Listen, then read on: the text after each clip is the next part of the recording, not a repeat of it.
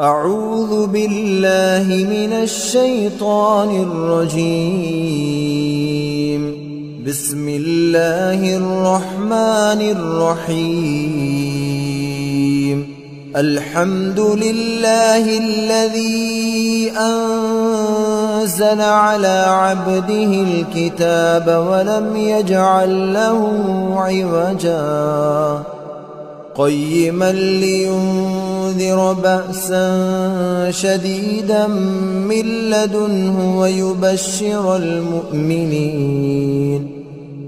ويبشر المؤمنين الذين يعملون الصالحات أن لهم أجرا حسنا ماكثين فيه أبدا وينذر الذين قالوا اتخذ الله ولدا ما لهم به من علم ولا لآبائهم كبرت كلمة تخرج من أفواههم إن يقولون إلا كذبا فلعلك باخع نفسك على آثارهم إن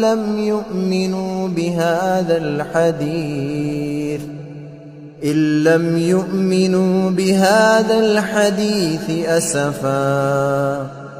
إنا جعلنا ما على الأرض زينة لها لنبلوهم أيهم أحسن عملا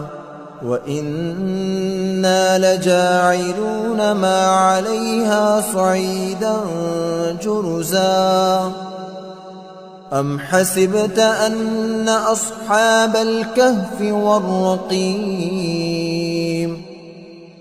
أصحاب الكهف والرقيم كانوا من آياتنا عجبا إذ أوى الفتية إلى الكهف فقالوا ربنا آتنا من لدنك رحمة وهيئ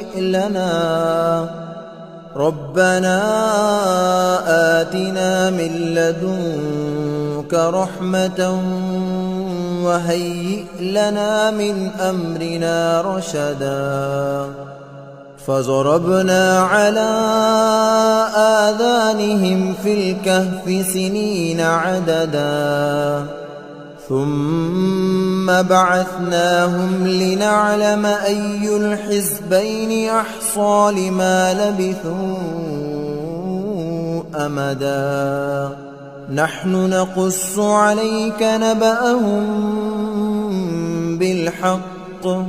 إنهم فتية آمنوا بربهم وزدناهم هدى وربطنا على قلوبهم إذ قاموا فقالوا ربنا رب السماوات والأرض لن ندعو من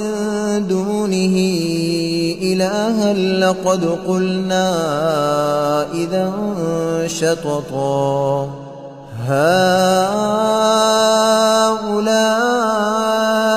قوم اتخذوا من دونه آلهة لولا يأتون عليهم بسلطان بين فمن أظلم ممن افترى على الله كذبا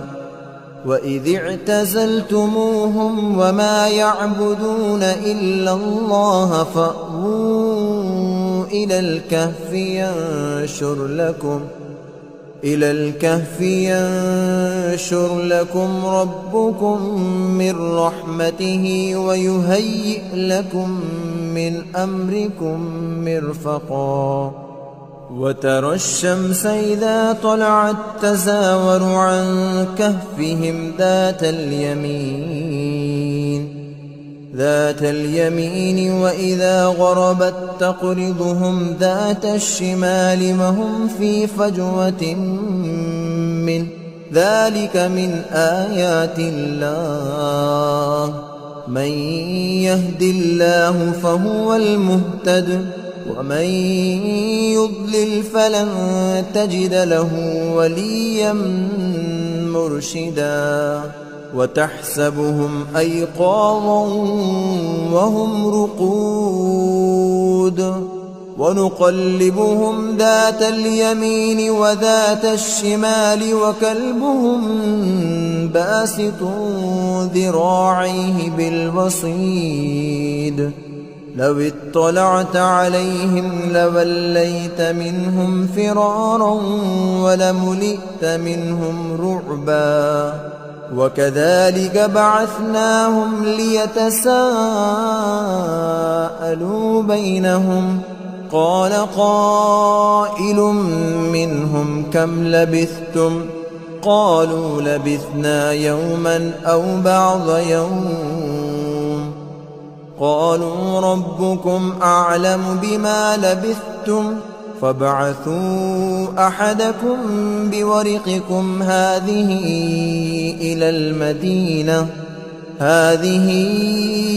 إلى المدينة فلينظر أيها أزكى طعاما فليأتكم برزق منه وليتلطف ولا يشعرن بكم أحدا إنهم إن يظهروا عليكم يرجموكم أو يعيدوكم في ملتهم ولن تفلحوا إذا أبدا وكذلك أعثرنا عليهم ليعلموا أن وعد الله حق وأن الساعة لا ريب فيها إذ يتنازعون بينهم أمرهم فقالوا ابنوا عليهم بنيانا ربهم أعلم بهم قال الذين غلبوا على أمرهم لنتخذن عليهم مسجدا سيقولون ثلاثة رابعهم كلبهم ويقولون خمسة سادسهم كلبهم رجما بالغيب ويقولون سبعة وثامنهم كلبهم قل ربي أعلم بعدتهم ما يعلمهم إلا قليل فلا تمار فيهم إلا مراء ظاهرا ولا تستفت فيهم منهم أحدا ولا تقولن لشيء إني فاعل ذلك غدا إلا أن يشاء الله واذكر ربك إذا نسيت وقل عسى أن يهديني ربي لأقرب من هذا رشدا ولبثوا في كهفهم 300 سنين وازدادوا 9 قل الله أعلم بما لبثوا له غيب السماوات والأرض أبصر به وأسمع ما لهم من دونه من ولي ولا يشرك في حكمه أحدا واتل ما أوحي إليك من كتاب ربك لا مبدل لكلماته ولن تجد من دونه ملتحدا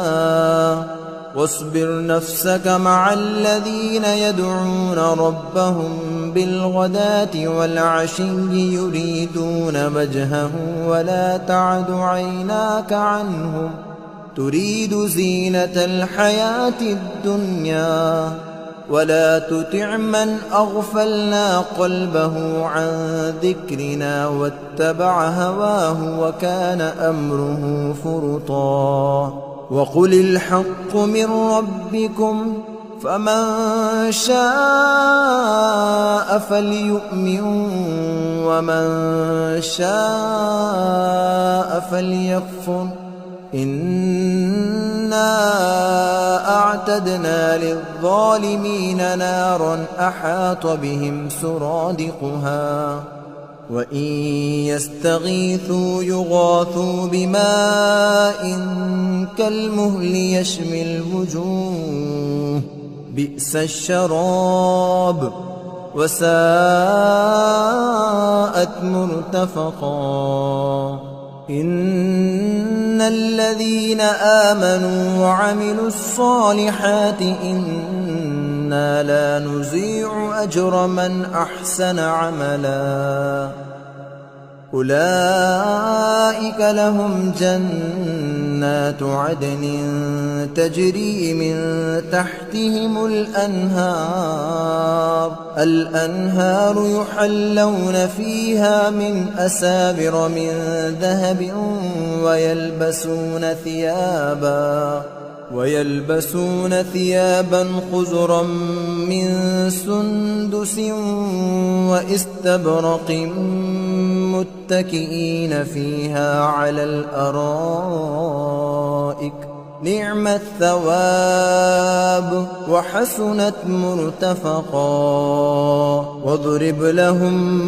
مثل الرجلين جعلنا لأحدهما جنتين من أعناب وحففناهما بنخل وجعلنا بينهما زرعا كلتا الجنتين آتت أكلها ولم تظلم منه شيئا وفجرنا خلالهما نهرا وكان له ثمر فقال لصاحبه وهو يحاوره أنا أكثر منك مالا وأعز نفرا ودخل جنته وهو ظالم لنفسه قال ما أظن أن تبيد هذه أبدا وما أظن الساعة قائمة ولئن رددت إلى ربي لأجدن خيرا منها منقلبا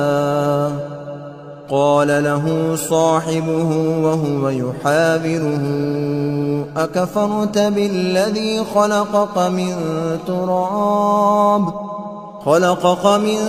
تراب ثم من نطفة ثم سواك رجلا لكن هو الله ربي ولا أشرك بربي أحدا ولولا إذ دخلت جنتك قلت ما شاء الله لا قوة إلا بالله إن ترني أنا أقل منك مالا وولدا فعسى ربي أن يؤتيني خيرا من جنتك ويرسل عليها حسبانا من السماء فتصبح صعيدا زلقا أو يصبح ماؤها غورا فلن تستطيع له طلبا وأحيط بثمره فأصبح يقلب كفيه على ما أنفق فيها على ما أنفق فيها وهي خاوية على عروشها ويقول يا ليتني لم أشرك بربي أحدا ولم تكن له فئة ينصرونه من دون الله وما كان منتصرا هنالك الولاية لله الحق هو خير ثوابا وخير عقبا وضرب لهم مثل الحياة الدنيا كماء إن أنزلناه من السماء فاختلط به نبات الأرض فأصبح هشيما تذروه الرياح وكان الله على كل شيء مقتدرا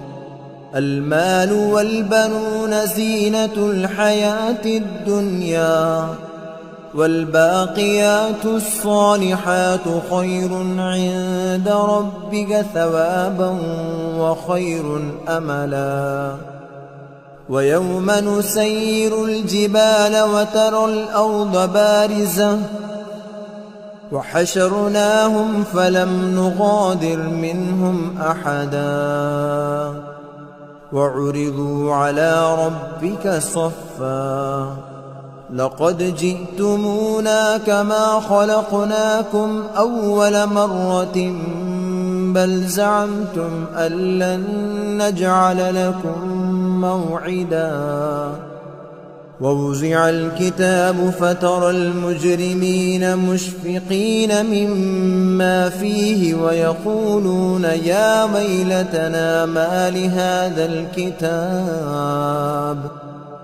يا ويلتنا ما لهذا الكتاب لا يغادر صغيرة ولا كبيرة إلا أحصاها ووجدوا ما عملوا حاضرا ولا يظلم ربك أحدا وإذ قلنا للملائكة اسجدوا لآدم فسجدوا إلا إبليس كان من الجن ففسق عن أمر ربه أفتتخذونه وذريته أولياء من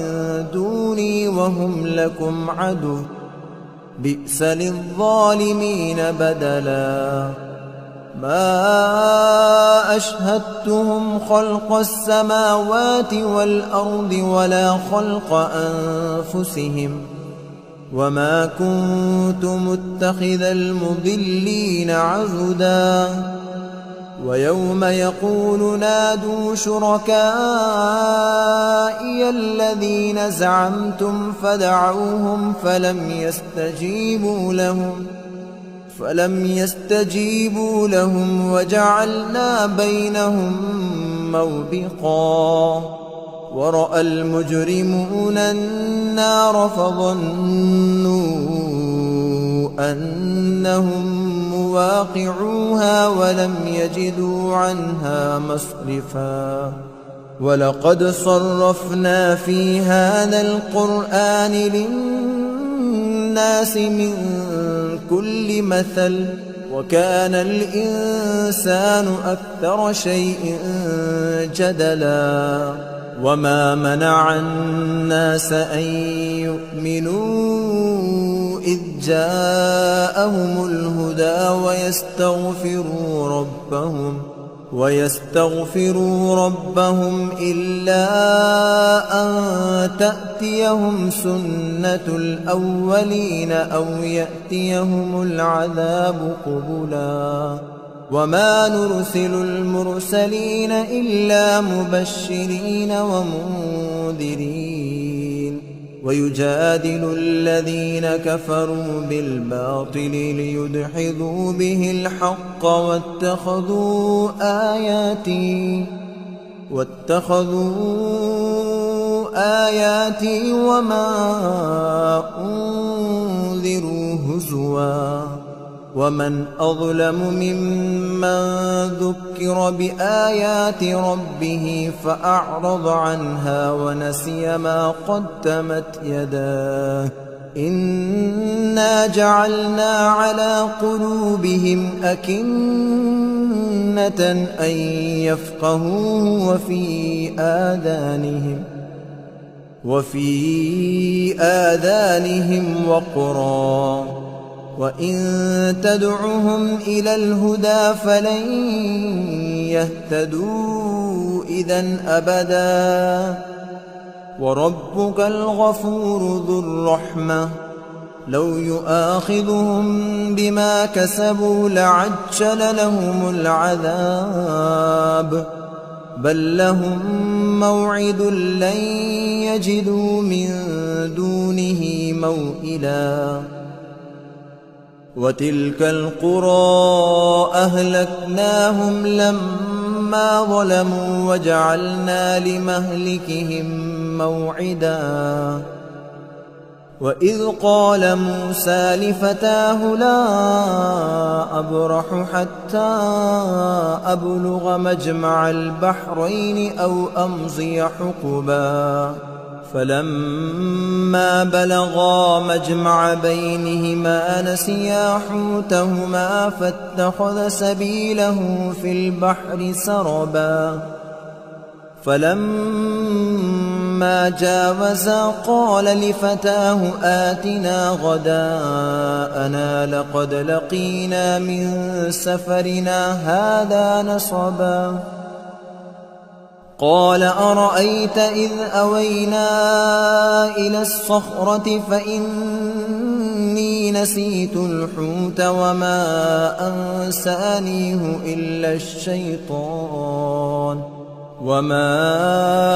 أنسانيه إلا الشيطان أن أذكره واتخذ سبيله في البحر عجبا قال ذلك ما كنا نبغي فارتدا على آثارهما قصصا فوجدا عبدا من عبادنا آتيناه رحمة من عندنا وعلمناه من لدنا علما قال له موسى هل أتبعك على أن تعلمني مما علمت رشدا قال إنك لن تستطيع معي صبرا وكيف تصبر على ما لم تحط به خبرا قال ستجدني إن شاء الله صابرا ولا أعصي لك أمرا قال فإن اتبعتني فلا تسألني عن شيء حتى أحدث لك منه ذكرا فانطلقا حتى إذا ركبا في السفينة خرقها قال أخرقتها لتغرق أهلها لقد جئت شيئا إمرا قال ألم أقل إنك لن تستطيع معي صبرا قال لا تؤاخذني بما نسيت ولا ترهقني من أمري عسرا فانطلقا حتى إذا لقيا غلاما فقتله قال أقتلت نفسا زكية بغير نفس لقد جئت شيئا نكرا قال ألم أقل لك إنك لن تستطيع معي صبرا قال إن سألتك عن شيء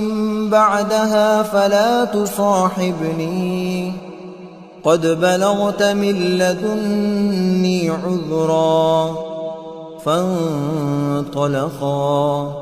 حتى إذا أتيا أهل قرية استطعما أهلها فأبوا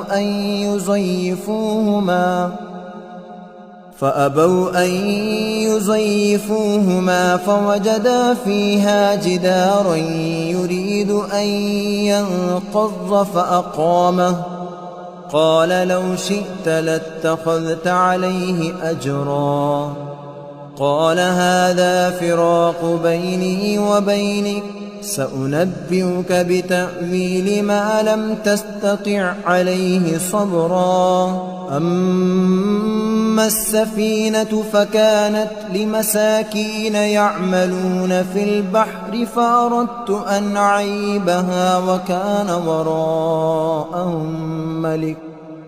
وكان وراءهم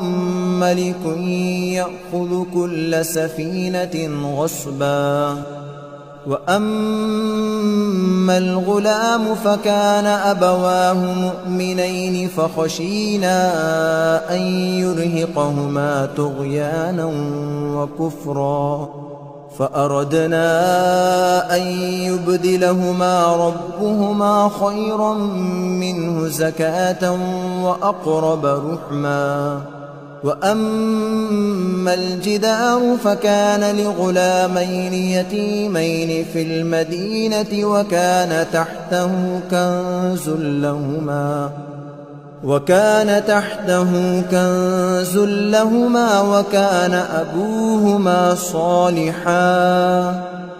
فأراد ربك أن يبلغا أشدهما ويستخرجا كنزهما رحمة من ربك وما فعلته عن أمري، ذلك تأويل ما لم تسطع عليه صبرا. ويسألونك عن ذي القرنين، قل سأتلو عليكم منه ذكرا. إنا مكنا له في الأرض وآتيناه من كل شيء سببا. فأتبع سببا حتى إذا بلغ مغرب الشمس وجدها تغرب في عين حمئة ووجد عندها قوما. قلنا يا ذا القرنين إما أن تعذب وإما أن تتخذ فيهم حسنا. قال أما من ظلم فسوف نعذبه ثم يرد إلى ربه فيعذبه عذابا نكرا. وأما من آمن وعمل صالحا فله جزاء الحسنى وسنقول له من أمرنا يسرا. ثم أتبع سببا حتى إذا بلغ مطلع الشمس وجدها تطلع على قوم لم نجعل لهم من دونها سترا كذلك وقد أحطنا بما لديه خبرا. ثم أتبع سببا حتى إذا بلغ بين السدين وجد من دونهما قوما لا يكادون يفقهون قولا. قالوا يا ذا القرنين إن يأجوج ومأجوج مفسدون في الأرض فهل نجعل لك خرجا على أن تجعل بيننا وبينهم سدا. قال ما مكني فيه ربي خير فأعينوني بقوة أجعل بينكم وبينهم ردما. آتوني زبر الحديد حتى إذا ساوى بين الصدفين قال انفخوا حتى إذا جعله نارا قال آتوني أفرغ عليه قطرا فما استطاعوا أن يظهروه وما استطاعوا له نقبا قال هذا رحمة من ربي فإذا جاء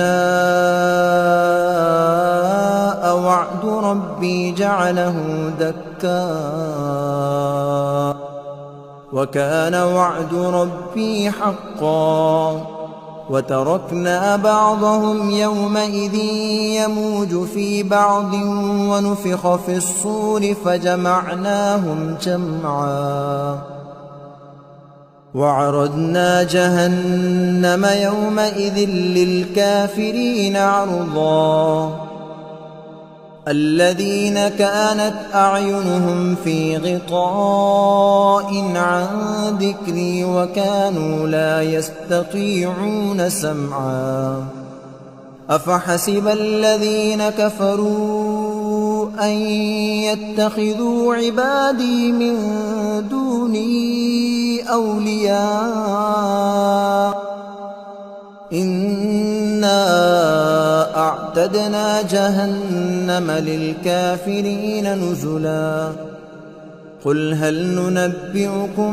بالأخسرين أعمالا الذين ضل سعيهم في الحياة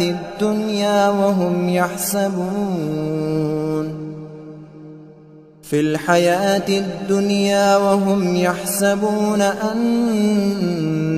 يحسنون صنعا أولئك الذين كفروا بآيات ربهم ولقائه فحبطت أعمالهم فلا نقيم لهم يوم القيامة وزنا ذلك جزاؤهم جهنم بما كفروا واتخذوا آياتي ورسلي هزوا إن الذين آمنوا وعملوا الصالحات كانت لهم جنات الفردوس نزلا خالدين فيها لا يبغون عنها حولا قل لو كان البحر مدادا لكلمات ربي لنفد البحر قبل أن تنفد كلمات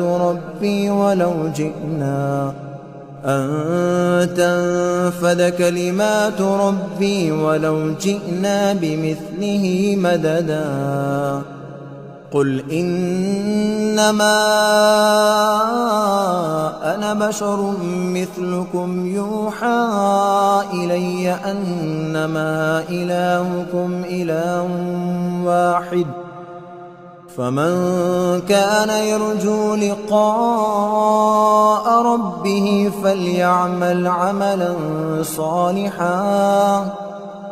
فليعمل عملا صالحا ولا يشرك بعبادة ربه أحدا أعوذ بالله من الشيطان الرجيم بسم الله الرحمن الرحيم الحمد لله الذي أنزل على عبده الكتاب ولم يجعل له عوجا قيما لينذر بأسا شديدا من لدنه ويبشر المؤمنين الذين يعملون الصالحات أن لهم أجرا حسنا ماكثين فيه أبدا وينذر الذين قالوا اتخذ الله ولدا ما لهم به من علم ولا لآبائهم كبرت كلمة تخرج من أفواههم إن يقولون إلا كذبا فلعلك باخع نفسك على آثارهم إن لم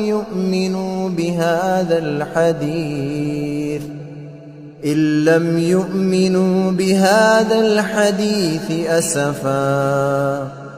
إنا جعلنا ما على الأرض زينة لها لنبلوهم أيهم أحسن عملا وإنا لجاعلون ما عليها صعيدا جرزا أم حسبت أن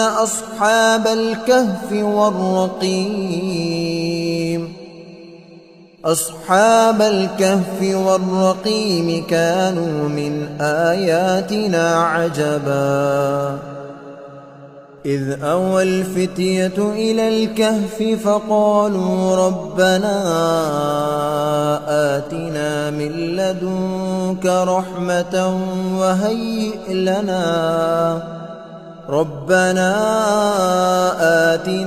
لدنك رحمة وهيئ لنا من أمرنا رشدا فضربنا على آذانهم في الكهف سنين عددا ثم بعثناهم لنعلم أي الحزبين أحصى لما لبثوا أمدا نحن نقص عليك نبأهم بالحق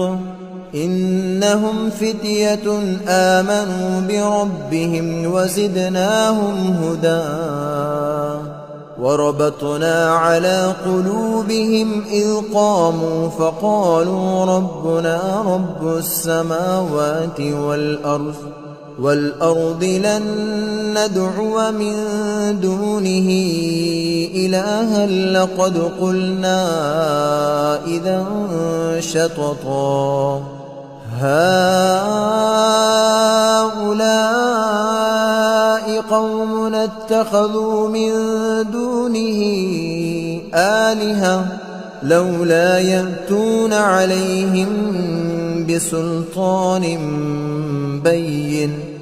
فمن أظلم ممن افترى على الله كذبا وإذ اعتزلتموهم وما يعبدون إلا الله فأووا إلى الكهف ينشر لكم ربكم من رحمته ويهيئ لكم من أمركم مرفقا وترى الشمس إذا طلعت تزاور عن كهفهم ذات اليمين وإذا غربت تقرضهم ذات الشمال وهم في فجوة من ذلك من آيات الله من يهد الله فهو المهتد ومن يضلل فلن تجد له وليا مرشدا وتحسبهم أيقاظا وهم رقود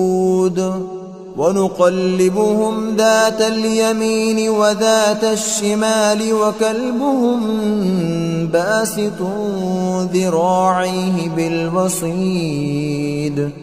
لو اطلعت عليهم لوليت منهم فرارا ولملئت منهم رعبا وكذلك بعثناهم ليتساءلوا بينهم قال قائل منهم كم لبثتم قالوا لبثنا يوما أو بعض يوم قالوا ربكم أعلم بما لبثتم فابعثوا أحدكم بورقكم هذه إلى المدينة فلينظر أيها أزكى طعاما فليأتكم برزق منه وليتلطف ولا يشعرن بكم أحدا إنهم إن يظهروا عليكم يرجموكم أو يعيدوكم في ملتهم ولن تفلحوا إذا أبدا وكذلك أعثرنا عليهم ليعلموا أن وعد الله حق وأن الساعة لا ريب فيها إذ يتنازعون بينهم أمرهم فقالوا ابنوا عليهم بنيانا ربهم أعلم بهم قال الذين غلبوا على أمرهم لنتخذن عليهم مسجدا سيقولون ثلاثة رابعهم كلبهم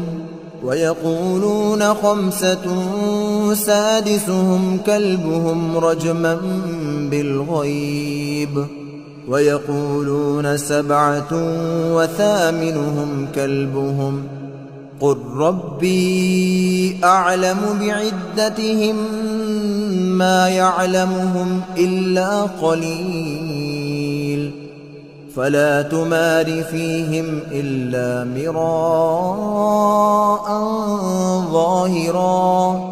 ولا تستفت فيهم منهم أحدا ولا تقولن لشيء إني فاعل ذلك غدا إلا أن يشاء الله واذكر ربك إذا نسيت وقل عسى أن يهديني ربي لأقرب من هذا رشدا ولبثوا في كهفهم 300 سنين وازدادوا 9 قل الله أعلم بما لبثوا له غيب السماوات والأرض أبصر به وأسمع ما لهم من دونه من ولي ولا يشرك في حكمه أحدا واتل ما أوحي إليك من كتاب ربك لا مبدل لكلماته ولن تجد من دونه ملتحدا واصبر نفسك مع الذين يدعون ربهم بالغداة والعشي يريدون وجهه ولا تعد عيناك عنهم تريد زينة الحياة الدنيا ولا تطع من أغفلنا قلبه عن ذكرنا واتبع هواه وكان أمره فرطا وقل الحق من ربكم فمن شاء فليؤمن ومن شاء فليكفر إنا أعتدنا للظالمين نارا أحاط بهم سرادقها وإن يستغيثوا يغاثوا بماء كالمهل يشوي الوجوه بئس الشراب وساءت مرتفقا إن الذين آمنوا وعملوا الصالحات إنا إنا لا نضيع أجر من أحسن عملا أولئك لهم جنات عدن تجري من تحتهم الأنهار يحلون فيها من أساور من ذهب ويلبسون ثيابا خضرا من سندس واستبرق متكئين فيها على الأرائك نعم الثواب وحسنت مرتفقا واضرب لهم مثل الرجلين جعلنا لأحدهما جنتين من أعناب وحففناهما بنخل وجعلنا بينهما زرعا كلتا الجنتين آتت أكلها ولم تظلم منه شيئا وفجرنا خلالهما نهرا وكان له ثمر فقال لصاحبه وهو يحاوره أنا أكثر منك مالا وأعز نفرا ودخل جنته وهو ظالم لنفسه قال ما أظن أن تبيد هذه أبدا وما أظن الساعة قائمة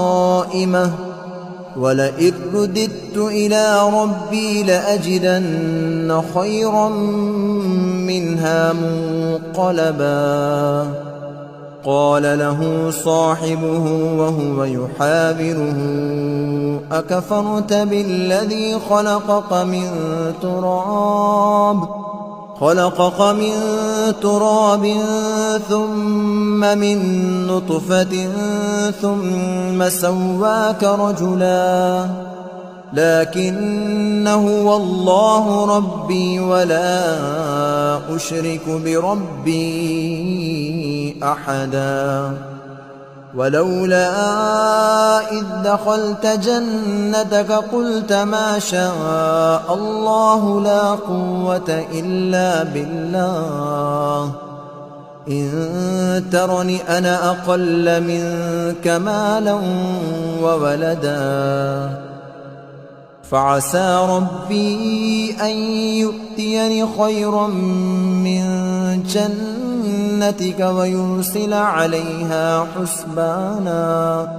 عليها حسبانا من السماء فتصبح صعيدا زلقا أو يصبح ماؤها غورا فلن تستطيع له طلبا وأحيط بثمره فأصبح يقلب كفيه على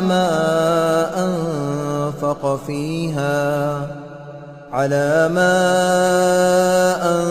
أنفق فيها وهي خاوية على عروشها ويقول يا ليتني لم أشرك بربي أحدا ولم تكن له فئة ينصرونه من دون الله وما كان منتصرا هنالك الولاية لله الحق هو خير ثوابا وخير عقبا وضرب لهم مثل الحياة الدنيا كماء أنزلناه من السماء فاختلط به نبات الأرض فأصبح هشيما تذروه الرياح وكان الله على كل شيء مقتدرا المال والبنون زينة الحياة الدنيا والباقيات الصالحات خير عند ربك ثوابا وخير أملا. ويوم نسير الجبال وترى الأرض بارزة وحشرناهم فلم نغادر منهم أحدا وعرضوا على ربك صفا لقد جئتمونا كما خلقناكم أول مرة بل زعمتم أن لن نجعل لكم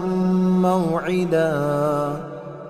ووزع الكتاب فترى المجرمين مشفقين مما فيه ويقولون يا ويلتنا ما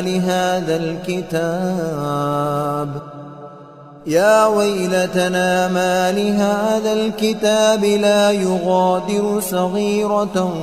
ولا كبيرة إلا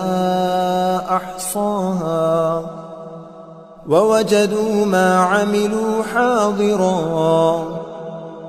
ولا يظلم ربك أحدا. وإذ قلنا للملائكة اسجدوا لآدم فسجدوا إلا إبليس كان من الجن ففسق عن أمر ربه أفتتخذونه وذريته أولياء من دوني وهم لكم عدو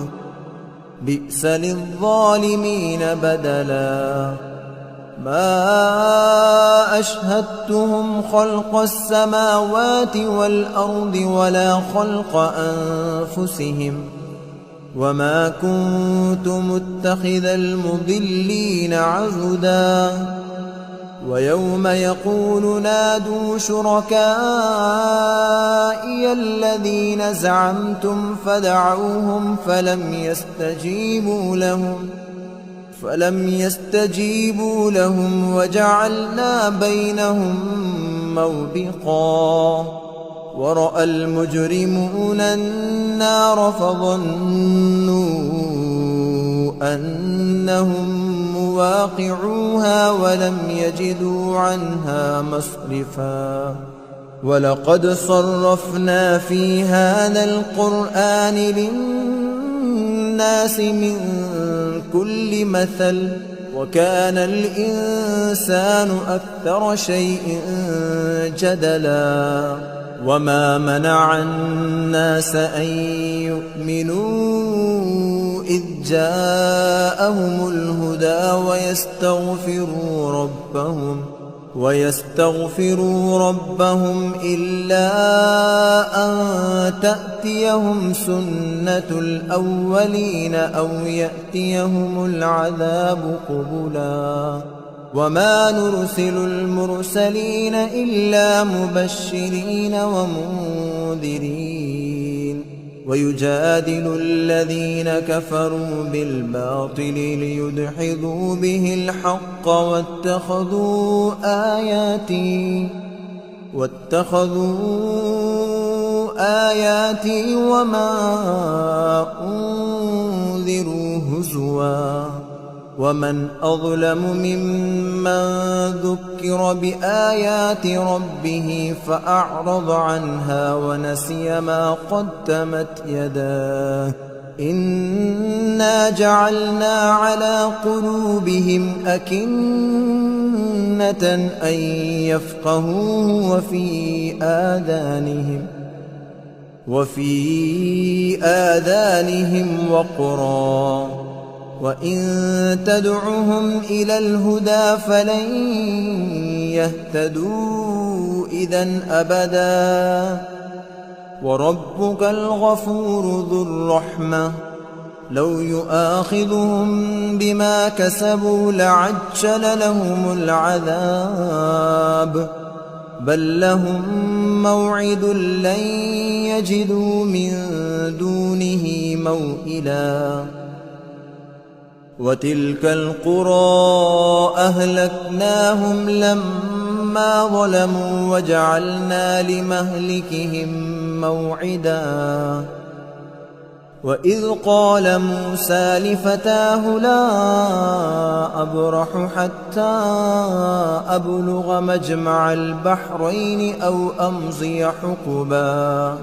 فلما بلغا مجمع بينهما نسيا حوتهما فاتخذ سبيله في البحر سربا فلما جاوزا قال لفتاه آتنا غداءنا لقد لقينا من سفرنا هذا نصبا قال أرأيت إذ أوينا إلى الصخرة فإني نسيت الحوت وما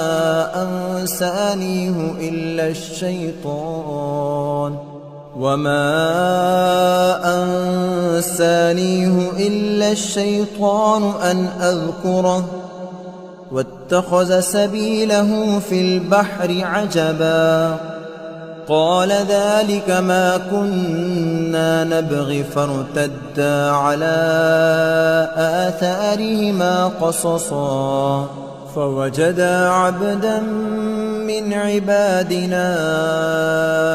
آتيناه رحمة من عندنا وعلمناه من لدنا علما قال له موسى هل أتبعك على أن تعلمني مما علمت رشدا قال إنك لن تستطيع معي صبرا وكيف تصبر على ما لم تحط به خبرا قال ستجدني إن شاء الله صابرا ولا أعصي لك أمرا قال فإن اتبعتني فلا تسألني عن شيء حتى أحدث لك منه ذكرا فانطلقا حتى إذا ركبا في السفينة خرقها قال أخرقتها لتغرق أهلها لقد جئت شيئا إمرا قال ألم أقل إنك لن تستطيع معي صبرا قال لا تؤاخذني بما نسيت ولا ترهقني من أمري عسرا فانطلقا حتى إذا لقيا غلاما فقتله قال أقتلت نفسا زكية بغير نفس لقد جئت شيئا نكرا قال ألم أقل لك إنك لن تستطيع معي صبرا قال إن سألتك عن شيء بعدها فلا تصاحبني قد بلغت من لدني عذرا فانطلقا حتى إذا أتيا أهل قرية استطعما أهلها فأبوا أن يضيفوهما فوجدا فيها جدارا يريد أن ينقض فأقامه قال لو شئت لاتخذت عليه أجرا قال هذا فراق بيني وبينك سأنبئك بتأويل ما لم تستطع عليه صبرا أما السفينة فكانت لمساكين يعملون في البحر فأردت أن أعيبها وكان وراءهم ملك يأخذ كل سفينة غصبا وأما الغلام فكان أبواه مؤمنين فخشينا أن يرهقهما طغيانا وكفرا فأردنا أن يبدلهما ربهما خيرا منه زكاة وأقرب رحما. وأما الجدار فكان لغلامين يتيمين في المدينة وكان تحته كنز لهما وكان أبوهما صالحا فأراد ربك أن يبلغا أشدهما ويستخرجا كنزهما رحمة من ربك وما فعلته عن أمري ذلك تأويل ما لم تسطع عليه صبرا.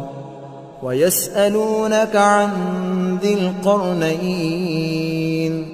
قل سأتلو عليكم منه ذكرا. إنا مكنا له في الأرض وآتيناه من كل شيء سببا فأتبع سببا حتى إذا بلغ مغرب الشمس وجدها تغرب في عين حمئة ووجد عندها قوما قلنا يا ذا القرنين إما أن تعذب وإما أن تتخذ فيهم حسنا. قال أما من ظلم فسوف نعذبه ثم يرد إلى ربه فيعذبه عذابا نكرا.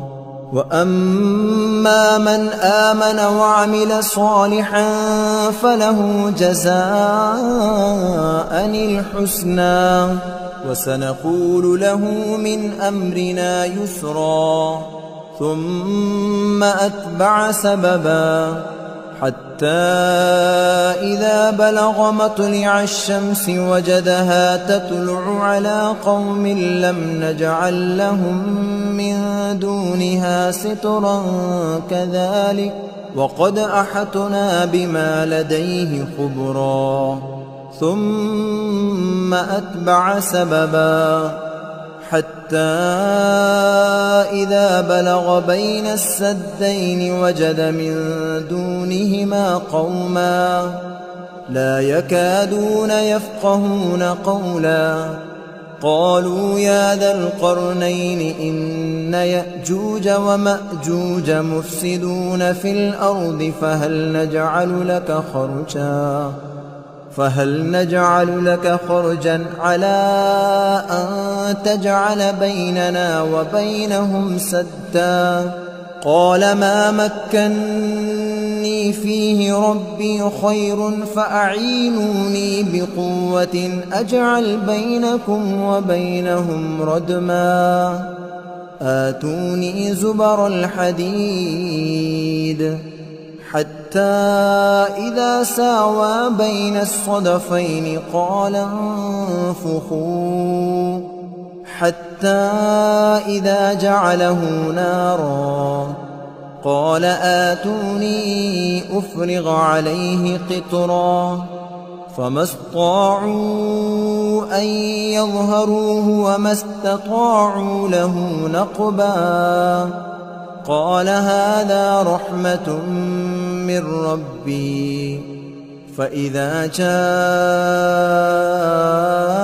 وعد ربي جعله دكا وكان وعد ربي حقا. وتركنا بعضهم يومئذ يموج في بعض ونفخ في الصور فجمعناهم جمعا. وعرضنا جهنم يومئذ للكافرين عرضا. الذين كانت أعينهم في غطاء عن ذكري وكانوا لا يستطيعون سمعا أفحسب الذين كفروا أن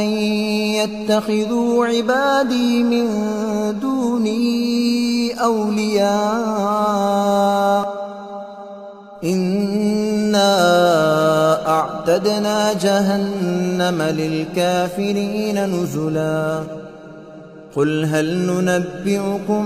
بالأخسرين أعمالا الذين ضل سعيهم في الحياة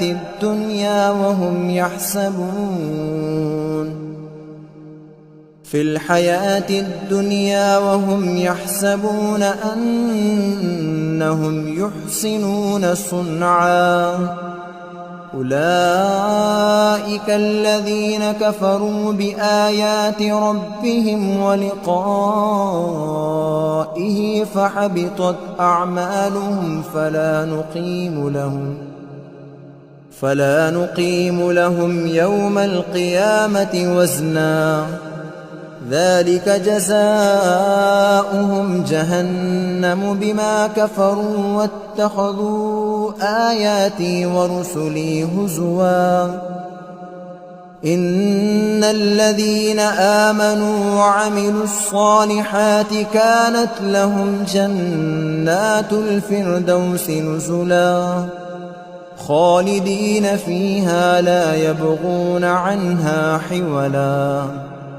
قل لو كان البحر مدادا لكلمات ربي لنفد البحر قبل أن تنفد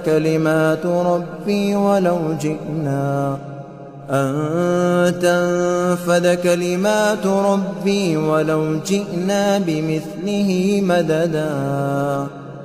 قل إنما أنا بشر مثلكم يوحى إلي أنما إلهكم إله واحد فمن كان يرجو لقاء ربه